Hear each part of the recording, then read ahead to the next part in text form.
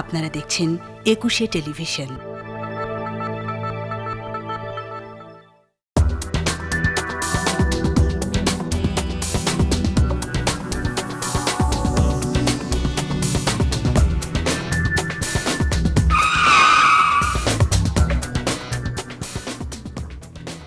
সম্মানিত দর্শক, সবাইকে স্বাগত জানাচ্ছি নিটল টাটা ২১ রাতের আজকের আয়োজনে। আজকে আলোচনার পুরোটা সময় জুড়ে আমি ফেরদৌসী আহমেদ থাকছি আপনাদের সাথে। আজকে আমরা কথা বলতে চাচ্ছি এশিয়ার রাজনীতি ও বেল্ট রুট। কারণ চীন যে ওয়ান বেল্ট এবং ওয়ান রোড যেটা করতে যাচ্ছে বা রুট যেটা করতে যাচ্ছে, সেই উদ্যোগে কে কে আসলে সামিল হতে চাচ্ছে, আপত্তি কে কে জানিয়েছে বিভিন্ন সময়ে, কারণ এটা 10 বছর পার হয়েছে এই উদ্যোগটির। সেই জায়গাটা আপনারা হয়তো অনেকেই জানেন, কিন্তু এশিয়ার রাজনীতি যদি হিসাব করা হয়, সেখানে নানানভাবে চিন্তা করলে এই বেল্ট রুটে চীন যেভাবে চিন্তা করছে তার কতটা প্রভাব বিস্তার করতে পারবে, যেভাবে আবার অন্য দেশগুলো ভাবছে যে এটা আসলে ইকোনমিক যে কোনো ধরনের ডেভেলপমেন্ট তার থেকে বেশি চীনের প্রভাব বিস্তার করবার একটি উদ্যোগ, সেই জায়গায় নানান দেশ নানানভাবে তো ভাববেই, কারণ এটা বিশ্বের প্রায় 60টি দেশের সাথে যোগাযোগ ব্যবস্থার উন্নয়ন হতে যাচ্ছে এবং সেইখানে ইকোনমিক যে ব্যাপারটা রয়েছে সেটা থাকবে, রাজনীতি তো থাকবেই। সার্বিক বিষয়টি আলোচনা করতে চাচ্ছে আজকের এই আয়োজনে। যাদেরকে পেয়েছি আমি শুরুতেই আপনাদের সাথে আলাপ করে দিই। আমাদের নিটল টাটা ২১ রাতের স্টুডিওতে উপস্থিত হয়েছেন বীর মুক্তিযোদ্ধা শমসের মবিন চৌধুরী, সাবেক পররাষ্ট্র সচিব ও চেয়ারপারসন তৃণমূল বিএনপি। রয়েছেন সর্বটানে অধ্যাপক এম শহীদুজ্জামান, আন্তর্জাতিক সম্পর্ক বিশ্লেষক। আপনাদের দুজনকে স্বাগত জানাচ্ছি আজকের এই আয়োজনে। বীর মুক্তিযোদ্ধা শমসের মবিন চৌধুরী, আপনাকে দিয়ে আমি শুরুটা করতে চাচ্ছি যে সত্যিকার অর্থে এটা কি চীনের প্রভাব বিস্তারের একটা অন্যতম কৌশল? আমি প্রাথমিকভাবে এই আলোচনাটা একটু শুনে নিতে চাই, নাকি এটা চীন যেভাবে বলছে যে এটা একটা বিশ্ব উন্নয়নের কর্মকাণ্ড তারা ছড়িয়ে দিতে চাচ্ছে, কোনটা? ধন্যবাদ আপনাকে। নিঃসন্দেহে যে চীন যে একটা বিশ্ব শক্তি অবস্থানে চলে গেছে, এটা আমাদের চোখের সামনে দেখা। আমি তো চীনে 80 দশকে বাংলাদেশ দূতাবাসে নিয়োজিত ছিলাম উপমিশন প্রধান হিসাবে। তখন থেকে চীন আর এখনকার চীন সম্পূর্ণ আকাশ পাতাল পার্থক্য হয়ে গেছে। তো এত বিশাল তাদের শক্তি অর্জন করেছে তাদের নিজের কারণে, তাদের নিজের কৌশলে, তাদের নিজের নীতির কারণে তারা এই জায়গায় এসে পৌঁছেছে। সেটা তো তারা চীনের ভিতরেই শুধু ধরে রাখতে তারা চাইবে না। যেহেতু যুক্তরাষ্ট্র আছে অনেক দূরে হলেও চীনের একটা প্রতিযোগিতামূলক সম্পর্ক তাদের সাথে, ভারতের সাথে তো অবশ্যই রয়েছে। জাপানের সাথেও কিন্তু এটা এখন দেখা যাচ্ছে আরও দৃশ্যমান। সেখানে চীনের এই অত্যন্ত আলোচিত, মানে চীনের পক্ষের থেকে আলোচিত প্রকল্পটাই হচ্ছে বেল্ট অ্যান্ড রোড ইনিশিয়েটিভ। এটা কিন্তু একটা প্রকল্প। জি। সেখানে তারা যেহেতু চীন যোগাযোগের উন্নতি করা নিজের দেশের ভেতরে এবং অঞ্চলেও তারা লাওস, থাইল্যান্ডের সঙ্গে করছে, এটার একটা অংশ হলো যে চীনের প্রভাব বিস্তার করা যার একটা পন্থা। তবে এখানে তারা মূলত এখন পর্যন্ত দুটো দেশের ক্ষেত্রে তারা এখানে সক্ষমতা অর্জন করেছে প্রচুর। একটা হচ্ছে চায়না মিয়ানমার ইকোনমিক করিডর, এটাও বেল্ট অ্যান্ড রোড ইনিশিয়েটিভের একটা অংশ। আর একটা চায়না পাকিস্তান ইকোনমিক করিডর, যেটা এটা এখন ইতিমধ্যে চলছে। তো এই দুটো দিয়ে করেছে কি যে ভারতের পূর্বে এবং ভারতের পশ্চিমে তারা চীন বড়ভাবে ঢুকে পড়েছে এখান দিয়ে। হ্যাঁ, পাকিস্তানের আভ্যন্তরীণ কারণে এবং মিয়ানমারের আভ্যন্তরীণ কারণে দুটো প্রকল্পই কিন্তু কিছুটা হলেও একটা ঝুঁকির মুখে এখন আছে, আভ্যন্তরীণ অস্থিরতার কারণে। বেলুচিস্তান দিয়ে তো এটা আসে। আর এটার শিকার হয়েছে চীনের বেল্ট অ্যান্ড রোড, বিশেষ করে চায়না পাকিস্তান ইকোনমিক করিডরটা। সেটা হচ্ছে বিসিআইএম, বাংলাদেশ, চায়না, ইন্ডিয়া, মিয়ানমার যে প্রকল্পটা ছিল। শিকার হয়েছে এ কারণে আমি বলছি যে চায়না পাকিস্তান ইকোনমিক করিডোর যেটা, এটা কাশ্মীরের একটি অংশের উপর দিয়ে তারা এটা আসছে। এবং কাশ্মীরের তো ভারত তো বলে যে কাশ্মীর মানে ভারতের অংশ, মানে ভারতের আনুষ্ঠানিক বা অফিসিয়াল অবস্থান হচ্ছে যে কাশ্মীর সম্পূর্ণটাই ভারতের অংশ। তো কাশ্মীরের উপর দিয়ে যখন তারা এটাকে নিচ্ছে, ভারতের মানে ভূমিকে তারা এখানে লঙ্ঘন করছে, এটা ভারতের বক্তব্য। সে কারণে বাংলাদেশ, চায়না, ইন্ডিয়া, মিয়ানমার যে প্রকল্পটা ছিল সেটা থেকে ভারত বেরিয়ে গেছে। তো সেই কারণে বিসিআইএম আর এখন নাই। অনেকেই টকশোতে এসে বলেন বিসিআইএম বিসিআইএম কিন্তু এখন নেই। বিসিআইএম অনেক আগে বিসিআইএম ওটা আসলে আমরা কি তাহলে বলতে পারি যে ওটা মুখ থুবড়ে পড়েছে? মুখ থুবড়ে পড়েছে, ওটা এখন নেই বলতে নেই বলতে আচ্ছা। চলে। মানে সার্কের চাইতে অবস্থা খারাপ, এটা শেষই হয়ে গেছে। তো এখন বাংলাদেশ যেহেতু ভৌগোলিক অবস্থান বাংলাদেশ তাকান, বেল্ট অ্যান্ড রোড ইনিশিয়েটিভ কিন্তু ভারতের উত্তর অঞ্চল দিয়ে গিয়ে পাকিস্তানে গেছে, এখানে এসে মিয়ানমারে গেছে।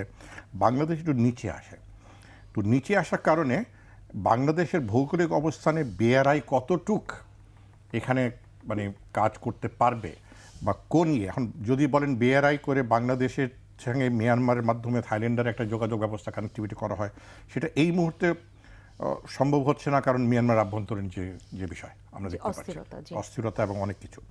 কিন্তু শ্রীলঙ্কা এবং মলদ্বীপ এখানে কিন্তু আবার তারা ওই সমুদ্রপথে এই belt and road belt and road তারা বললো, রোডকে কিন্তু রাস্তা স্থলপথ না, সমুদ্র পথের কথা আছে। এবং সেখানে শ্রীলঙ্কা এবং মালদ্বীপে তো আমরা পরিষ্কার দেখতে পাচ্ছি যে তারা এখানে। তো এইটা নিয়ে চীন এই প্রকল্প নিয়ে এগোবে, কারণ এটা চীনের প্রেসিডেন্ট শি জিনপিংয়ের একটা, বলতে গেলে তার একটা মানে টেক্সট বুক একটা প্রজেক্ট, যে চীনকে আমি এইভাবে বিস্তার করব। এটা মোজাম্বিকে চলে গেছে। পথটাও একটু বিস্তার শুনবো, কিন্তু তার আগে এই পর্যায়ে আপনাকে আপনার একদম প্রথম বক্তব্যে একটু স্পষ্ট হয়ে নিতে চাই। আপনি যেটা বললেন যে কাশ্মীরের ব্যাপারটা, ভারত আপত্তি তুলবার কারণ কি? ভারতের সাথে কোনো ধরনের কথা না বলে এটা কি পাকিস্তানের সাথে কথা বলে কাশ্মীরের মধ্য থেকে চায় না? হ্যাঁ, অবশ্যই, কারণ ওই অংশটা পাকিস্তান দাবি করে। পাকিস্তান দাবি করে যে কাশ্মীরের ওই অংশটা তাদের, এবং পাকিস্তানের নিয়ন্ত্রণে আছে। মনে করে যে পুরোটাই তাদের। কিন্তু ওই অঞ্চলটা পাকিস্তানের নিয়ন্ত্রণে আছে। পাক অকুপাইড কাশ্মীর যেটাকে বলে, গিলগিট বালতিস্তানের এখান থেকে তারা নিয়ে আসছে, আজাদ কাশ্মীর যেটাকে বলে। তো সেটা কিন্তু তো ভারত বলে এটা আমাদের, এটা তো তোমাদের না। তো আমাদের সঙ্গে আলাপ আলোচনা করে তোমরা পাকিস্তানের উপর দিয়ে আমাদের নাম তো চায়না পাকিস্তান ইকোনমিক করিডোর, এ তো না যে China India Pakistan economic corridor, তা তো না, এটা চায়না পাকিস্তান ইকোনমিক করিডোর। তো সেই কারণে ওইটা এবং ওইটা কতটুক ফলাফল হয়েছে জানি না। গদ্দার বন্দরে বেলুচিস্তানে তো একটু অস্থিরতা আমরা দেখতে পাচ্ছি, এবং সেখানে এই প্রকল্পটা একটু ঝুঁকির মুখে পড়েছে। আর মিয়ানমারে তো আরাকানের উপর যে যাচ্ছে, সেখানে আরাকানে কি অবস্থা সকলেই আমরা জানি। সেক্ষেত্রে ভারত এই জায়গাটায় আপত্তি তুলেছে। আমি আপনার কাছে আবারও আসবো, অধ্যাপক এম শহীদুজ্জামান, আপনার কাছে এই জায়গাটা থেকে একটু শুনতে চাই, ভারতের আপত্তির কারণ এই একটা কিনা, নাকি আরো কোনো আপত্তির কারণ রয়েছে? এটাই মূলত আসল আপত্তি ভারতের। তবে ভারতের এই আপত্তিটা আমার কাছে খুব একটা সিরিয়াস বা রিয়েলি একটা যে পরিণতি নিয়ে আসবে ভারতের পক্ষে সেরকম বলা যায় না, কারণ এটা খুব হালকা একটা কারণ। ভারত অনেকেই অবাক হয়ে গিয়েছে যে ভারত কেন এই ধরনের আপত্তি করে চায়নার এই উদ্যোগকে মানে একটা দূরত্বের স্থানে নিয়ে গেল। কারণ ব্যাপারটা হচ্ছে এই যে আপনি যদি চিন্তা করেন যে পাকিস্তান অকুপাইড কাশ্মীর ভারত বলে পিওকে, আর পাকিস্তান বলে এটা আজাদ কাশ্মীর, এবং এটা বলতে গেলে ফর অল প্র্যাকটিক্যাল পারপাসেস ওই কাশ্মীরের ওই অঞ্চলটা পাকিস্তান অর্থনীতির সাথে সংযুক্ত। এখন পাকিস্তানের ভিতর দিয়ে মোটামুটি ওয়েস্টার্ন চায়না, সিনকিয়াং থেকে চায়না যে রাস্তা করেছে সেইখানে এটা চলে গিয়েছে পাকিস্তানের উত্তর পূর্ব সীমান্ত প্রদেশের সাথে সংলগ্ন এই জায়গাটা। হ্যাঁ, তো এটা যে চায়না কখনো সিরিয়াসলি নেয়নি ভারতের আপত্তিকে। চায়নার জন্য আরও সিরিয়াস ব্যাপার হচ্ছে যেটা শামসের ভাই বললেন যে আফগানিস্তানের ভিতর দিয়ে বালুচিস্তানের ভিতর দিয়ে গোয়াদার পোর্টে যাওয়া। এখন একটা বড় সুবিধা চায়নার হয়ে গিয়েছে, আফগানিস্তান প্রবলেম সলভড। চায়না এখন বিশালভাবে আফগানিস্তানে অর্থনৈতিক বিনিয়োগ করছে, এবং ওয়াঘা করিডোরের মাধ্যমে চীনের সাথে আফগানিস্তানের সরাসরি সংযোগ হয়ে গিয়েছে, যেটা আগে কখনো শত শত বছরেও হয়নি। এই ওয়াঘা করিডোর দিয়ে আফগানিস্তান থেকে চীনে প্রবেশ করা যায়, একটা 90 মাইলের রাস্তা। এর কারণে এই নৈকট্য আফগানিস্তানকে এখন চীনের একেবারে মিত্রতে পরিণত করেছে। এর ফলশ্রুতিতে আফগানিস্তান থেকে বালুচিস্তানে যে ধরনের ওই যে ইনসার্জেন্ট মুভমেন্ট আমরা বলি, আগে হেল্প করা হতো বালুচিদের মধ্যে, আবার ওই চায়নার যে এই করিডোরটা যাচ্ছে গোয়াদার পোর্টে, বালুচদের মেইন কমপ্লেইন হলো যে এই গোয়াদার পোর্টের সমস্ত কাজ পাকিস্তানের পাঞ্জাবিরা, সিন্ধিরা ওরা সব নিয়ে নিচ্ছে, কিন্তু আমরা বালুচরা গরিব ছিলাম, গরিবই রয়ে গিয়েছি।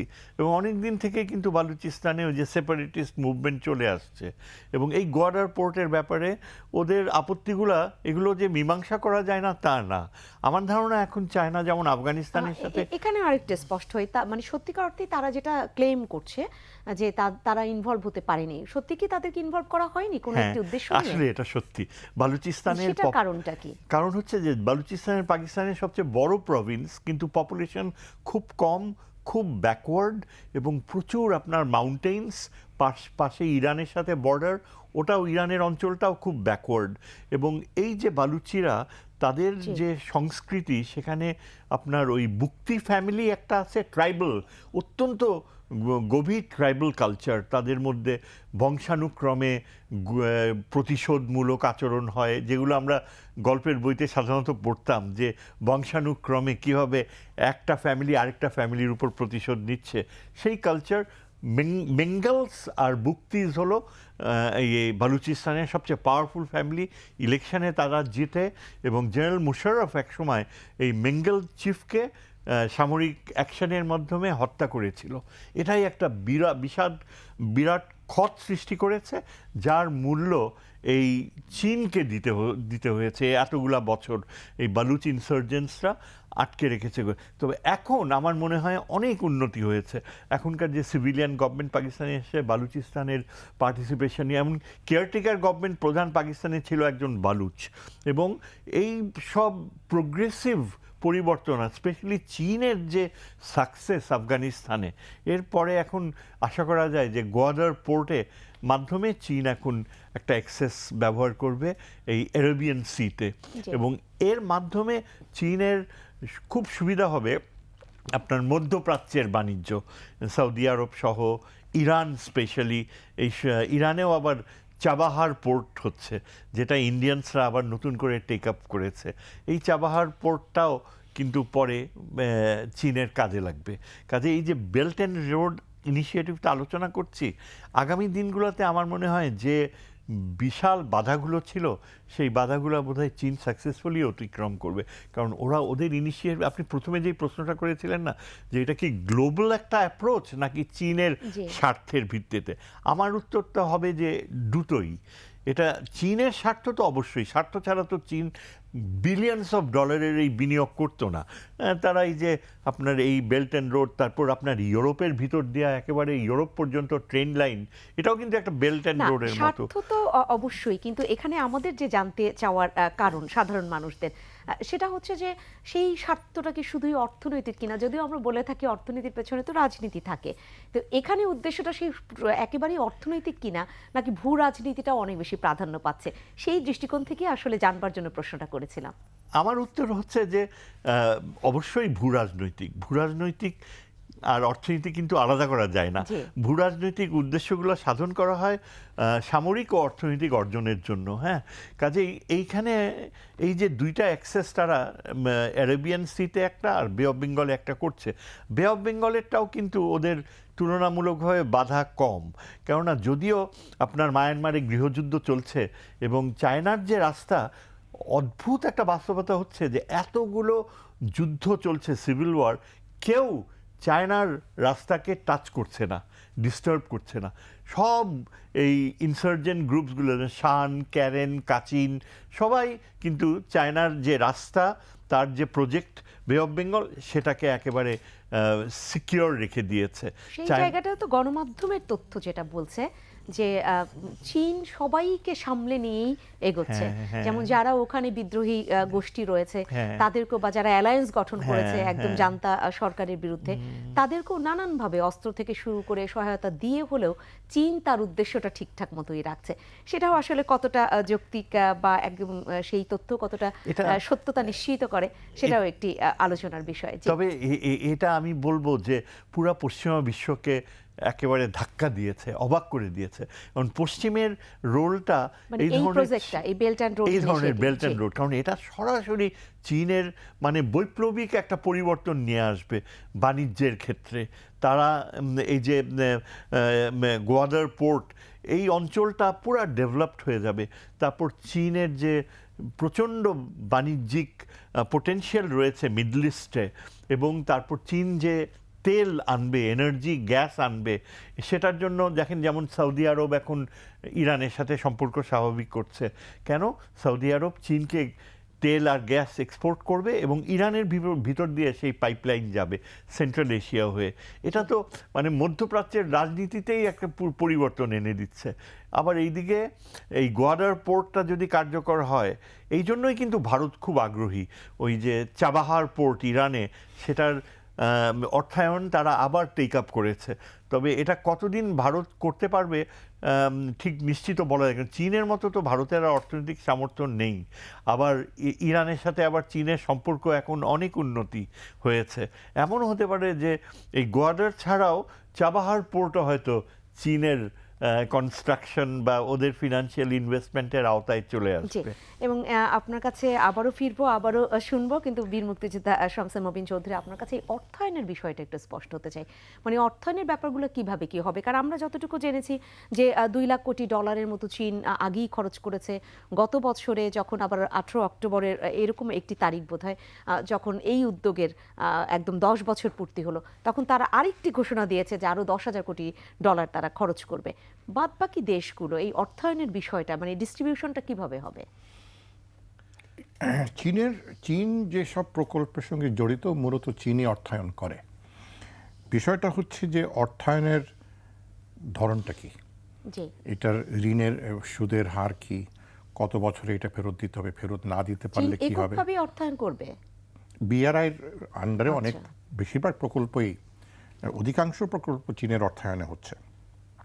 অন্যান্য দেশে সেই কিছুটা হয়তো থাইল্যান্ড, যেহেতু অর্থনৈতিক সামর্থ্য তাদের আছে, তারা যে থাইল্যান্ড লাওস যে রেল যোগাযোগ তারা শুরু করছে, ডাইরেক্ট রেল যোগাযোগ, এটা এখানে থাইল্যান্ডেরও অনেক বেশি নিজেরা তারা অর্থায়ন করেছে। তবে আমরা শ্রীলঙ্কার ক্ষেত্রে যদি দেখে থাকি যে শ্রীলঙ্কা তার দেশের দক্ষিণ অঞ্চলের একটা অংশ চীনের কাছে তারা দিয়ে দিতে হয়েছে মালিকানা, 99 বছরের জন্য লিজ। কারণ সেই ঋণটা যে দিয়েছিল হাম্বানটোটা এবং জি। মাতালে, যে একটা বিমানবন্দর এবং একটা সমুদ্র বন্দর করার জন্য, সেই ঋণটা শ্রীলঙ্কা ফেরত দিতে পারেনি, ঋণ শোধ করতে পারেনি। তার বিনিময়ে মিয়ানমার শ্রীলঙ্কাকে সরকার, দিয়ে দিতে রাজাপাকসের হয়েছে। সরকার জি। 99 বছরের জন্য চীনের কাছে এটা লিজ দিয়ে দিয়েছে।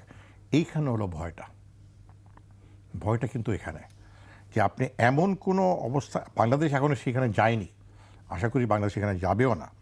কারণ শ্রীলঙ্কাতে তারা যেভাবে বিনিয়োগ করেছে, মালদ্বীপে যেভাবে বিনিয়োগ করতে যাচ্ছে, তো এইসব, এমন মালদ্বীপের আপনারা জানেন যে প্রেসিডেন্টের নির্বাচনের বিজয়ী হলো চায়না ইন্ডিয়া আউট ক্যাম্পেইন করে। অনেকে ভাবলো সেটা হয়তো সাময়িক একটা জিনিস, পরে দেখা গেল যে সংসদীয় নির্বাচনে আরও বিপুল ভোটে তার দল জয়ী হলো, এবং সেটার সুযোগ এবং চীন নিচ্ছে। মুইজ্জ যখন হলেন তখনই তো আসলে এই কথাটা বলাই হয়েছিল যে এখন ভারতের থেকে মালদ্বীপের সাথে চীনের যোগাযোগ বাড়বে। বেড়ে গেছে। সেখানে চীনের জাহাজ সব এখানে আসা যাওয়া করছে। তাদের ওই সার্ভেশিপ যেগুলো বলে, সার্ভেশিপ তো একদম নির্দোষ সার্ভেশিপ নয়, এগুলো সবই নেভির জাহাজ। শ্রীলঙ্কাতেও এখন চীনের সার্ভেশিপ আসছে। জি, ভারতের জন্য দুশ্চিন্তা হচ্ছে যে মালদ্বীপ, শ্রীলঙ্কা, ভারত তো ধরেই নিত যে এরা তো আমাদের মিত্র, আমাদেরই অংশ, আমাদের স্ফিয়ার অফ ইনফ্লুয়েন্স যেটাকে বলে সেটার অধীনে। সেখানে চীন কিন্তু প্রবেশ করে গেছে, বড়ভাবে প্রবেশ। তবে এই দেশগুলোর এখন মালদ্বীপে, মালে যে রাজধানী, সেটা খুবই ছোট, এবং সেখানে জনসংখ্যা, আমি তো মালের হাইকমিশনার ছিলাম, শ্রীলঙ্কা থেকে আমি মালদ্বীপে দেখতাম জনসংখ্যা মানে কি, মানে মোহাম্মদপুরের তো গিজগিজ করছে সেখানে। তো সেটার সঙ্গে কি মালে, কুলুমালে নামে একটা দ্বীপ আশেপাশে, সেটার সঙ্গে তারা ল্যান্ড রিক্লেম করে যোগাযোগ করে দিয়েছে। একটা সেতু পার হয়ে আপনি খুব সুন্দর রাস্তা, 4 লেন বিশাল রাস্তা, মালের এক দ্বীপ থেকে আরেক দ্বীপে যেতে পারবেন। এখন ওখানে আরও তারা মাটি ভরাট করে, পাথর দিয়ে ভরাট করে 75,000 অ্যাপার্টমেন্ট নির্মাণ করবে চীন মালেতে, যাতে মালদ্বীপের থেকে জনসংখ্যার চাপটা যাতে একটু আরও অন্যভাবে চলে যায়। চীনের জন্য আর্থিক বিনিয়োগ করা কোনো ব্যাপার না। বিষয়টা হচ্ছে যে চীনের অর্থায়ন বা চীনের অর্থ সাহায্য যারা নিচ্ছে, তারা কতটুকু এই ঋণ ফেরত দেওয়ার সামর্থ্য রাখে। সেই ক্ষেত্রে এই প্রশ্নটাই উঠে আসে যে মোজাম্বিকে সমস্যা হচ্ছে, সুদের ব্যাপারটা কিভাবে, মানে সেটা কি কেনিয়াতে স্বল্প সমস্যা সুদ? হচ্ছে, কেনিয়াতে সমস্যা হচ্ছে, মোজাম্বিকের সমস্যা হচ্ছে। তো এখন হয় কি, একটা যদি বড় প্রকল্প আপনি হাতে নেন, মেগা প্রজেক্ট যেটাকে বলা হয়, উজ্জ্বল, সকলে মনে করে আরে শাইনিং স্টার, এটার ভেতরে কী রয়েছে অনেকে কিন্তু জানে না। এটা মাহিন্দা রাজাপাকসে নিজে বুঝতে পারেননি।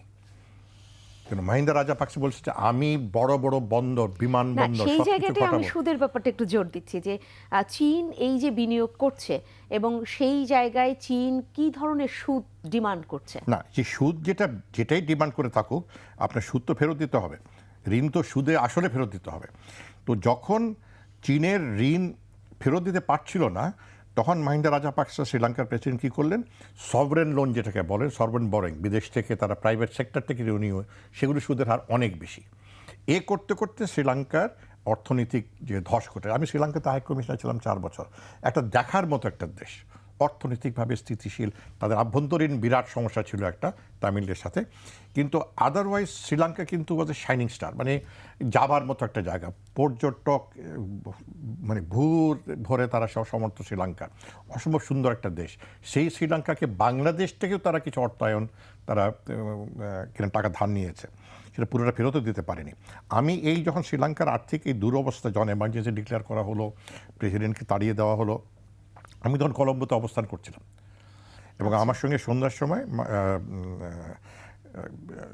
কুমারাটাঙ্গা, যে শ্রীলঙ্কা আগের প্রেসিডেন্ট ছিলেন, আমার সঙ্গে ব্যক্তিগত সম্পর্ক তার পরিবারের সাথে ছিল, ওনার সাথে রাত্রে নৈশভোজ করার কথা ছিল। উনি বললেন যে কারফিউ ডিক্লেয়ার হয়ে গেছে, তুমি এসো না, আসতে পার। আমি হোটেলেই আটকা পড়লাম, সেই সকাল 5টার সময় আবার এয়ারপোর্ট যেতে হলো। এই সব কিছু শ্রীলঙ্কার চীনের অর্থনীতির ধসের পিছনে কিন্তু এই যে ঋণ নেওয়াটা, যে চোখ বন্ধ করে আমি ঋণ নিলাম। এখন বলতে পারেন যে মাহিন্দা রাজাপাকসে একজন কঠোর সিনহালিস্ট, তিনি হাম্মানটোটা রাজাপাকসে, তারা কিন্তু মানে সিনহালিস্ট ছাড়া এই দেশে কেউ স্থান পাবে না, এমন তাদের একটা মনোভাব আছে। এবং তামিল বিরোধী তারা, এবং রাজাপাকসের সময় তারা এলটিটির যুদ্ধটা শেষ করে দেয়। এলটিটির যে নেতা কি নাম ছিল তার, ওকে তারা হত্যাও করে ফেলে। তো এই যিনি বোধহয় রাজীব গান্ধীর মৃত্যুর সাথে জড়িত ছিলেন। হ্যাঁ, নামটা মনে আসে, এক্স্যাক্টলি আমারও মনে পড়ছে না নামটা মনে আসবে। তো এখন এই যে আমি যুদ্ধ জিতলাম, এটা সেনানীদের মধ্যে একটা বিরাট একটা মানে অর্জন, যে তামিলদিকে আমরা হারিয়ে ফেললাম, যুদ্ধে পরাজিত করলাম। এখন আমাকে উন্নয়ন দেখাতে হবে। উন্নয়ন দেখাতে গিয়ে মাতালেতে যে বিমানবন্দরটা করা হয়েছে $1 বিলিয়ন চাইনিজ ঋণ নিয়ে, সেই বিমানবন্দরে যখন কী হচ্ছে জানেন, সেই বিমানবন্দরটা চালের চাতাল বলে না, চাল শুকায়, সেই কাজে ব্যবহৃত হচ্ছে।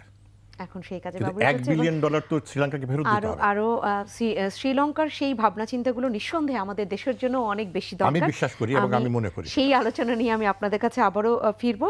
বিরতির সময় হয়েছে, বিরতি নিয়েই ফিরি।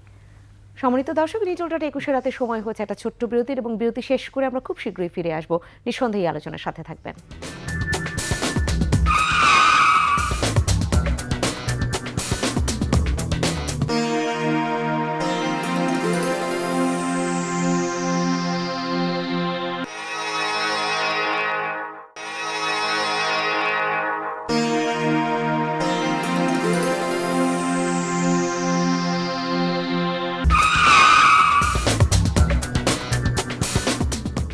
আবারও ফিরে এলাম নিটলটাটা 21 রাতের আজকের আয়োজনে। আজ আমরা কথা বলছি এশিয়ার রাজনীতি এবং বেল্ট রুট, যেটা চীন উদ্যোগ নিয়েছিল আরও 10 বছর আগে। সেই জায়গাটায় যে দেশগুলো রয়েছে তারা প্রত্যেকেই যার যার মতো করে ভাবছে এই প্রজেক্টের সাথে নিজেদেরকে জড়াবার আগে। সেই আলোচনাটাই করছি আমি এই পর্যায়ে। অধ্যাপক এম শহীদুজ্জামান, আপনার কাছে আসতে চাই। আলোচনা যেখানে রেখে গিয়েছিলাম সেখান থেকেই শুনতে চাই যে শ্রীলঙ্কার যে পরিণতি আমরা দেখেছি, মানে শ্রীলঙ্কার মতো একটি দেশ যে এগিয়ে যাচ্ছিল, সেখান থেকে একদম সেই ধসে পড়াই বলা যেতে পারে। সেই খারাপ অবস্থার মধ্যে যাওয়ার থেকে অনেকগুলো দেশ শিক্ষা নিচ্ছে যে শ্রীলঙ্কা কিভাবে করেছিল, আমরা কিভাবে এগোবো। বাংলাদেশও সেটা প্রতি মুহূর্তে ভাবছে। আর বিরোধীরা তো কথায় কথায় এরকম কথাও বলছে যে কিছু হলেই যে দেশ শ্রীলঙ্কা হয়ে যাবে, অর্থাৎ ভাবনা চিন্তাটা রয়েছে। সেখানে আমরা এই চায়নার এই যে ওয়ান বেল্ট ওয়ান রুটের সাথে আমরা তো 2016 সালেই আমরা এই এগ্রিমেন্টে গিয়েছি, আমাদের কতটা ভাবা দরকার? দেখেন, সত্যি কথা বলতে কি, আমাদের যতটুকু ভাবার সেটা খুবই ভালোভাবেই ভাবা হচ্ছে, ভাবা হয়েছেও। এবং চায়নার সাথে শ্রীলঙ্কার যে পরিণতিটা, সেটা বাংলাদেশে এটা আমাদের অ্যাওয়ারনেসটা সৃষ্টি করার ব্যাপারে ভারতও একটা খুব গুরুত্বপূর্ণ রোল প্লে করেছে। ভারতও আমাদেরকে অনেকভাবে অনেক ফ্যাক্টস দিয়েছে, কারণ ভারতীয় ইকোনমিস্টরা ওয়ার্ল্ড ব্যাংকে রয়েছে, IMF-এ রয়েছে, এবং সেই দিক থেকে বাংলাদেশ কিন্তু যথেষ্ট সচেতন। আমরা কিন্তু সব একসাথে putting all your eggs in one basket, যে চীনকেই আমরা সব প্রজেক্ট দিচ্ছি, এরকম কোনো কিছু আর ঘটেনি। তারা যেসব প্রজেক্টে হাত দিয়েছে বাংলাদেশে, একেবারে রিয়েলি যেগুলো অন্যরা করতে চায় না, পারবে না, কারণ চায়নার যে ইঞ্জিনিয়ারিং ইনজেনুইটি, এটা তো অসাধারণ, অসম্ভবকে সাধন করেছে ওরা। এমন এমন মাউন্টেন রেঞ্জে ব্রিজ তৈরি করেছে, তারপর সমুদ্রের নিচে দিয়ে রাস্তা তৈরি করেছে, যেগুলো ওয়েস্টার্ন আমেরিকানরা পর্যন্ত দুঃস্বপ্ন মনে করে। আমাদের যেমন পদ্মা ব্রিজ, যেখানে একটা নদীর নিচে আরেকটা নদী, এবং এটা কত বড় একটা দুর্ভাবনা হতে পারত। ওয়ার্ল্ড ব্যাংক বলল যে you can get the world's best ferries, এই ব্রিজ না করে তুমি সবচেয়ে ভালো অনেক কমে ফেরিজ দিয়ে পারাপার করতে পারো। কিন্তু তারপর আমরা যখন চীনকে ইনভলভ করলাম, এখন Padma bridge is so successful, তারা কিন্তু খুব তাড়াতাড়ি সলিউশন তৈরি করে। এই বিষয়ে কিন্তু তারা ইউরোপে আপনি দেখেন, এই যে ব্রিটেনের রেলওয়ে সিস্টেমের প্রজেক্ট চীনকে দেওয়া হয়েছে। এই জাস্ট রিসেন্টলি চীনের প্রেসিডেন্ট 3টা ইউরোপিয়ান দেশ, ফ্রান্স, স্লোভেনিয়া আর হাঙ্গেরি, এবং এই স্লোভেনিয়া আর হাঙ্গারি হচ্ছে সবচেয়ে কট্টরপন্থী প্রো ইউ, সাদাদের দাপট থাকবে এই রকম মেন্টালিটির দেশ। চীন কি তাহলে তাদের কর্মকৌশলের কারণেই কাজগুলো পাচ্ছে? চায়না এখন ইউতে খুব বড়ভাবে প্রবেশ করছে। আর শ্রীলঙ্কার ব্যাপারটা শমশের ভাইয়ের সাথে আমি অনেকটা একমত, কিন্তু তারপর আমি বলবো যে শ্রীলঙ্কায় এই রাজাপক্ষ ফ্যামিলিকে সরাবার পরে এখন যে গভর্নমেন্ট এসছে, তাদের রিকভারি মোটামুটি ভালো। শ্রীলঙ্কাকে এখন কেউ বলে না যে একেবারে শেষ হয়ে গিয়েছে। আর চীনের সাথে যদি এখন শ্রীলঙ্কার সম্পর্ক দেখেন, বেশ বাস্তববাদী সম্পর্ক। চায়নাও কিন্তু যে একেবারে শ্রীলঙ্কান ইকোনমিকে ডুবাইয়া দিবে এরকম কোনো কিছু হতে দেয়নি, তাদেরই স্বার্থে। চীন একটা ব্যাপার আমার মনে হয়, আমি জানি না সবসময় অ্যাগ্রি করবে কি না, যে একেবারে ভরাডুবির দিকে যে নিয়ে যাবে এইরকম ডেভিল অ্যাপ্রোচ ওদের নেই, যেটা পশ্চিমারা ইচ্ছা করে চায়নাকে ওভাবে প্রজেক্ট করে। আমার মনে হয় চীন এটা ধরেই নেয় যে জেনুইন প্রসপ্যারিটি, অর্থনৈতিক উন্নয়ন যদি হয়, তাহলে চীনও লাভবান হবে এবং এই দেশগুলো চীনকে আরও বেশি গ্রহণযোগ্যতা দেবে। আপনি চিন্তা করেন যে আফ্রিকার দেশগুলো, তাদের কি অবস্থা ছিল, এখন নর্থ আফ্রিকার কিছু কিছু ইকোনমি একেবারে আধুনিক যুগে ভালোভাবে প্রবেশ করেছে, এবং সবাই বলে এটা চীনের জন্য। এমনকি ল্যাটিন আমেরিকাতেও আপনার যেসব ডিকটেটরসগুলো ছিল, আমেরিকানরা ধ্বংস করে দিয়েছিল ল্যাটিন আমেরিকান দেশগুলোকে, সেই সব দেশগুলো, ইভেন ব্রাজিল, আর্জেন্টিনা, তারপর আরও ছোট ছোট দেশগুলো এখন অর্থনীতি নতুন হয়ে দাঁড়াচ্ছে। তাদের টেলিভিশন নেটওয়ার্কসে সারাক্ষণ তারা চায়নার প্রজেক্টগুলোর গুণগান করে, এবং চায়না এখন এমন একটা স্টেজে গেছে বিল্ট অ্যান্ড রোড ইনিশিয়েটিভের মাধ্যমে, যেটা মানে আমেরিকানরা অবাক হয়ে যায় যে এটা কীভাবে সম্ভব। চিন্তা করেন যে চায়না থেকে একেবারে ফ্রান্স পর্যন্ত রেল লাইন, সমস্ত কিছু তারা সৌদি আরবের জন্য এটা অসাধারণ একটা চিন্তা, যে যেখানে সমুদ্র পথে তারা ওই কোরিয়া, জাপানে তেল পাঠাতো, এত রাস্তা ঘুরে, তারপর আবার আপনার স্ট্রেটস অফ মালাক্কা অনিশ্চিত, সেখানে চায়না আবার তাইওয়ানের দখল করতে চায়, ওটা যদি বন্ধ হয়ে যায় কি হবে? চায়না উপায় বের করে দিল সৌদি আরবের জন্য, এবং সেটা কি, চীনের সাথে, সৌদি আরবের সাথে এই দীর্ঘকালের যে ইরানের ওই শিয়া সুন্নি যে দ্বন্দ্ব, যে যার কারণে আমেরিকা সৌদি আরবকে কোটি কোটি ডলারের ডিফেন্স ইকুইপমেন্ট বিক্রি করেছে ইরানের ভয় দেখায়, সেই ইরানে এখন সৌদি আরব যে প্রজেক্ট করছে, তারা ইন্ডাস্ট্রিয়াল প্রজেক্ট করবে, এবং তারা গ্যাস পাইপলাইন ইরানের ভিতর দিয়ে সেন্ট্রাল এশিয়া হয়ে চায়না পর্যন্ত নেবে। তাতে তাদের সমুদ্রের উপর ডিপেন্ডেন্ট হতে হবে না, এবং খরচও অনেক কম। এবং সৌদি আরবের দেখেন পররাষ্ট্র নীতি এখন পাল্টে যাচ্ছে, তারা কিন্তু এখন প্যালেস্টাইনের মুভমেন্টকে সরাসরি সাপোর্ট করছে। আমেরিকানদেরকে ওয়ার্নিং দিয়েছে যে তোমাদেরকে আমরা ইচ্ছামতো আমাদের বেস ব্যবহার করতে দেব না প্যালেস্টাইনদের। আমেরিকা একেবারে রিয়েলি ব্যাকফুটে চলে যাবে। সুতরাং আমি মনে করি যে চীনের ভারতের সাথে দেখেন, ভারত যতই সমালোচনা করুক, কিন্তু এই যে তার যে আপত্তি ওই লাইন পাকিস্তান কন্ট্রোল কাশ্মীরের ভিতর দিয়ে বিএলআই যাচ্ছে, কিন্তু একদিন তো এমনও হতে পারে খুব শিগগির যে লাইন অফ অ্যাকচুয়াল কন্ট্রোলকে ভারত পাকিস্তানের সাথে স্থায়ী সীমান্ত হিসাবে মেনে নিবে। এটা কিন্তু ভারতের চিন্তাভাবনা ছিল একবার, যে ঠিক আছে তোমরা যা নিয়েছো 1/3 অফ কাশ্মীর ওটা তোমাদের থাক, আর বাকি 2/3 আমাদের থাক, একটা স্থায়ী সীমান্ত হয়ে যাক। এটা কিন্তু ভারতীয় প্রস্তাব ছিল, কিন্তু পাকিস্তান সেটা কখনো অ্যাকসেপ্ট করেনি। আর ভারতের সাথে তো চীনের, আপনি বলছেন যে তাহলে এই দ্বন্দ্বেরও নিষ্পত্তি হতে পারে এর মধ্য দিয়ে? ডেফিনেটলি হয়ে যাবে। চীনের সাথে ভারতের অর্থনৈতিক সম্পর্ক অনেক গভীর, এবং ভারতের সবচেয়ে বড় বায়ার হচ্ছে চায়না, এবং চায়না সবচেয়ে বেশি বিক্রি করে ভারতে। এবং এই অর্থনৈতিক সম্পর্ক এত, জয়শঙ্কর একবার বলেছিল আমেরিকানরা, ইউরোপিয়ানরা ভারতকে ইয়ে করেছিল, একটা খোঁচা দিয়েছিল যে আপনারা চীনের সাথে কিভাবে বাণিজ্য করেন, কেনই বা করেন, আপনারা তো চায়না আপনাদেরকে এক্সপ্লয়েট করবে। তো জয়শঙ্কর উত্তর দিয়েছিল যে দেখেন, আমাদের দুজনেরই প্রাচীন সভ্যতা, প্রাচীন কাল থেকেই আমরা একে অপরের মোকাবেলা করেছি। ভারত খুব ভালো করেই জানে কিভাবে চীনের সাথে একটা সম্পর্ক রাখতে হয়, এবং সেটা ভালো করেই জানে। এবং আমি নিঃসন্দেহে পরবর্তীতে আপনার কাছে আসবো যে বাংলাদেশের এই যে ইকোনমিক যে ব্যাপারটা আলোচনা হলো, বাংলাদেশ কিভাবে উপকৃত হতে পারে। তার আগে বীর মুক্তিযোদ্ধা শামসুল মবিন চৌধুরী, আপনার কাছে একটু শুনতে চাই। আমি একদম, আপনি প্রথম আলোচনায় তুলেছিলেন সমুদ্র পথের বিষয়টি, সেই জায়গাটা একটু শুনে নেই যে সমুদ্র পথে কি হতে যাচ্ছে। দেখেন, শুধু সমুদ্রপথে নয়, স্থলপথে যদি আমি দেখি, এই যে বেল্ট অ্যান্ড রোড ইনিশিয়েটিভ যখন শি জিনপিং লঞ্চ করেন, তখন তিনি বলেছেন যে এই যে প্রাচীন সিল্ক রুট যেটা ছিল, যেটা চীন থেকে সিংজিয়ান হয়ে আপনার সিরিয়া, ইরাক, সেখান পর্যন্ত তারা গেছিল, মেসোপোটামিয়াকে কাভার করতো। এটা আজকে না, কয়েক হাজার বছর আগের কথা। এটা পুরাতন যেটা ছিল, এই সিল্ক রুটটাকে নতুন রূপে উনি বলছিলেন যে এটা দিয়ে সমুদ্র পথে যদি দেখেন, এখানে চীনের একটা অসাধারণ একটা ভূমিকা ঐতিহাসিক। 500-600-700 বছর আগে অ্যাডমিরাল চাং হে নামে চাইনিজ একজন নৌবাহিনীর নেতা ছিলেন। তিনি 7-8 বার কিন্তু ভারত মহাসাগর, বে অফ বেঙ্গল, আরাবিয়ান সি, এইসব এলাকায় উনি কয়েকবার এসছেন। এবং শ্রীলঙ্কাতে গল নামে যে শহরটা আছে, গল শহরে একটা ইয়ে আছে, ট্যাবলেট পাওয়া গেছে, সেখানে চাং হে দেখে গেছেন 500 বছর আগে যে এই অঞ্চলটা হবে একটি সকলের জন্য অর্থনৈতিক উন্নয়নের অঞ্চল, এই সমস্ত অঞ্চলটা।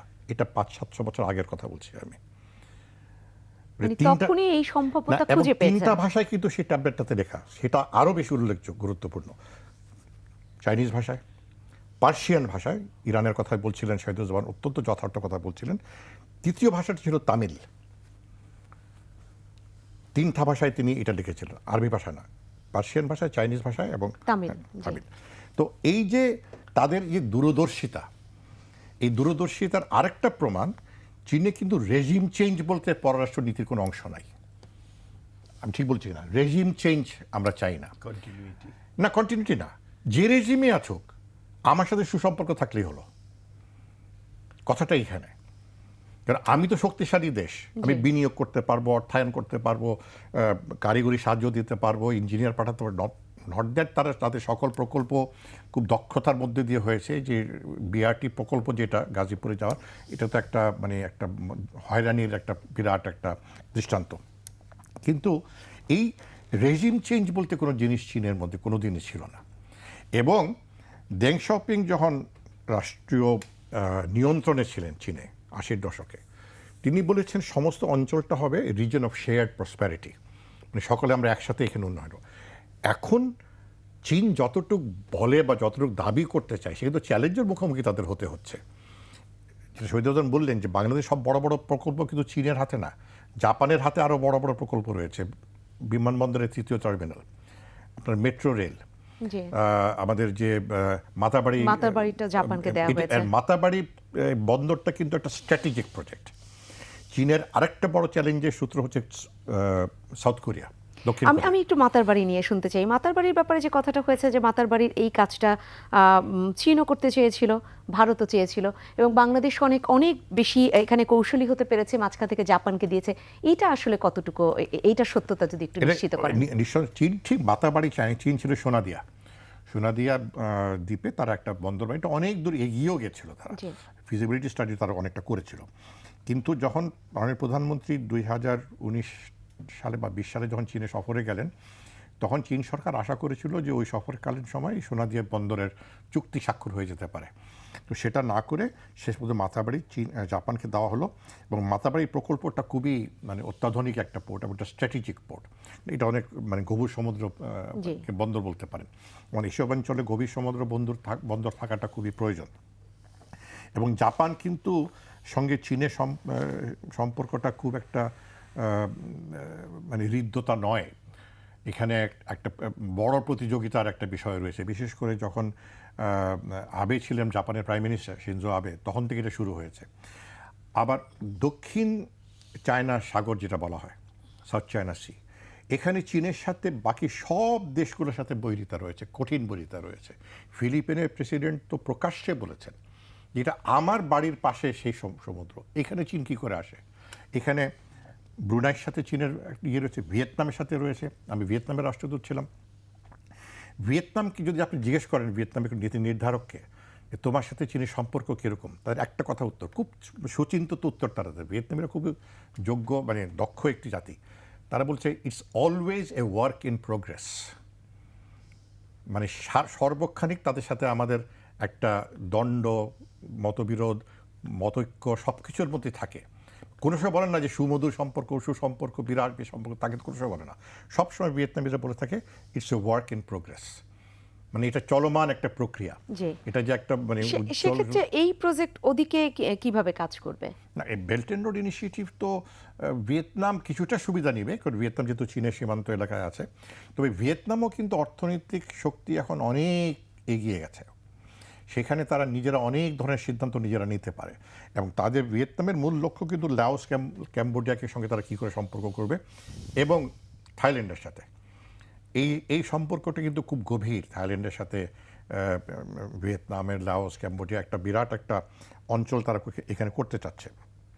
তো এই সব যে নানা দিকে নানাভাবে এই যে জোটের মতো আপনি বলতে পারেন, জোট গড়ে উঠছে, সামরিক জোট নয়, অর্থনৈতিক জোট, এর মধ্যে একটা অঘোষিত প্রতিযোগিতা কিন্তু রয়েছে। এখানে যে চীন জয়ী হবে বা চীন পরাজিত হবে, চীন তো পরাজিত করা সম্ভব না, কারণ সেটা বিশাল শক্তিশালী দেশ। এবং এখানে ভারতের স্বার্থ রয়েছে, যুক্তরাষ্ট্রের স্বার্থ রয়েছে, জাপানের স্বার্থ রয়েছে, অস্ট্রেলিয়ার স্বার্থ রয়েছে, দক্ষিণ কোরিয়ার স্বার্থ রয়েছে। এই সকল কিছুর মধ্যে আমাদেরকে এটা মানে আমাদেরকে থাকতে হবে, কারণ আমাদের অঞ্চলটা, বাংলাদেশের ভৌগোলিক অবস্থানটা অত্যন্ত গুরুত্বপূর্ণ, এটা কিন্তু কেউ ফেলতে পারবে না। তো এখানে কি করে বাংলাদেশ চীনের সাথে সম্পর্ক রাখবে, ভারতের সাথে কিভাবে সম্পর্ক রাখবে, এই যে বড় আলোচনা আপনারা সকলে গণমাধ্যমে করছিলেন, মাননীয় প্রধানমন্ত্রী আগে ভারতে যাবেন না আগে চীনে যাবেন। যদি আমি মনে করি এই আলোচনাটাই অমূলক। সম্পর্ক তো ভারতের সাথে আমাদের ঐতিহাসিক সম্পর্ক, চীনের সাথে আমাদের বিরাট সহযোগিতার সম্পর্ক, কোথায় আগে গেলেন কোথায় পরে গেলেন সেটা নিয়ে তো আমাদের মাথা ঘামাবার কোনো ব্যাপার না। হ্যাঁ, আপনারা বলতে পারেন যে এটা একটা কূটনৈতিক বা ভূ রাজনীতির একটা প্রতীকী মূল্য আছে, এর বেশি কিন্তু কিছু না। ভারতে আগে গেলে চীন যে নারাজ হবে বা চীনে আগে গেলে ভারত যে খুব একটা নাকশ হবে তা না। তবে এই তিস্তা প্রকল্পের ক্ষেত্রে আমরা দেখতে পাচ্ছি এখানে চীন আর ভারতের একটা প্রতিযোগিতার একটা ইয়ে দেখছি। চীন যেটা $1 বিলিয়ন এখানে বিনিয়োগ করার কথা ভাবছিল, এখন ভারত বলছে যে আমরা এখানে এটাতে করবো, কারণ ওই অঞ্চলটা খুব স্পর্শকাতর ভারতের জন্য। এবং সেই আলোচনাটা যদি সময় থাকে আমি ছোট্ট করে একটু আপনাকে শুনে নেব, কারণ একদম শেষের দিকে চলে এসেছি। প্রফেসর এম শহীদুজ্জামান, আপনি কি বলবেন? আপনাকে শুনে নেই আগে। এটা জি, একদম এই যে ওয়ান বেল্ট ওয়ান রুট, এই জায়গাটায় সবার যে সমস্ত দেশগুলো রয়েছে, বাংলাদেশ সহ সবার যে ভাবনাগুলো রয়েছে বা স্বার্থগুলো রয়েছে, যে যার মতো করে তো দেখবে সেখানে। আগামী মাসগুলোর ঘটনাবলী খুব ইম্পর্টেন্ট। চায়না বলছে যে শেষ পর্যন্ত তারা তাইওয়ান প্রয়োজন হলে মিলিটারিলি অকুপাই করবে। তারপর মালাক্কা স্ট্রেটসে সমুদ্রের উপরে একটা বড় অংশ চায়না দাবি করে যে এটা চায়নার টেরিটরি। সুতরাং ওইখানের প্যাসেজ আমেরিকার জন্য, ইউরোপের দেশগুলোর জন্য খুবই আনসার্টেন, এবং এটা নিয়ে একটা দ্বন্দ্ব হতে পারে। এবং বে অফ বেঙ্গল থেকে চায়নার যে রাস্তা চলে আসছে, সমুদ্র, বিকল্প সমুদ্রপথ আমরা বলি, যে মায়ানমারের ভিতর দিয়ে বঙ্গোপসাগর হয়ে তারা ভারত মহাসাগরে প্রবেশ করবে, এটা একটা বিকল্প পথ। এখানেই বাংলাদেশ চলে আসে। এবং শামশের ভাই যেটা বললেন যে আমাদের কৌশলগত গুরুত্ব অনেক বেশি এখন, এটা কিন্তু রিসেন্টলি বেড়ে গিয়েছে। এবং আমি মনে করি যে চীনের যে অ্যাম্বিশন এই পূর্ব প্রশান্ত মহাসাগরে, এই অ্যাম্বিশন চরিতার্থ করতে যে চীন বে অফ বেঙ্গলকে যেভাবে এখন দেখছে, তার কারণেই কিন্তু আমাদের গুরুত্বটা এত বেশি বেড়ে গিয়েছে। তাছাড়া বার্মা মায়ানমার ভেঙে যেতে পারে। আমেরিকানরা Burma doctrine, Burma act sign করেছে। তাদের উদ্দেশ্য হচ্ছে যে মায়ানমার ভেঙে গেলে আমেরিকা মায়ানমারের কিছু অংশ তাদের নিয়ন্ত্রণে রাখবে। এই জন্যই তারা আরাকানের ব্যাপারটা বাংলাদেশকে সাথে খুব গভীরভাবে পর্যালোচনা করতে চায়।